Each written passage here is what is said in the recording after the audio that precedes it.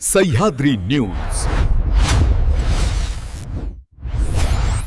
आवाज महाराष्ट्राचा।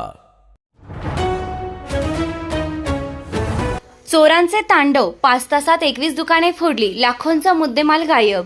भंडारा जिल्ह्यात काल बुधवारी पहाटेच्या सुमारास चोरट्यांनी अक्षरशः धुमाकूळ घालत अवघ्या 5 तासात तब्बल 21 दुकाने फोडल्याची घटना उघडकीस आली आहे। मध्यरात्री 12 ते पहाटे 5 या वेळेत ही मालिका सुरूच होती। भंडारा तालुक्यातील ठाणा, खरबी, शहापूर तसेच भंडारा शहर या भागात एकाच वेळी चोरीच्या घटना घडल्या।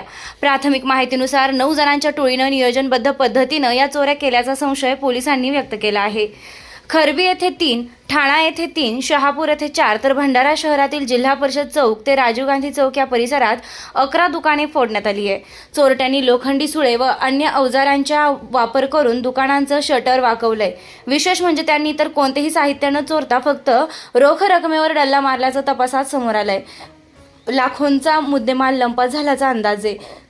घटनेनंतर पोलिसांनी श्वान पथकाची मदत घेत तपास सुरू केला असून शहर व ग्रामीण भागात भीतीचं वातावरण निर्माण झालं आहे।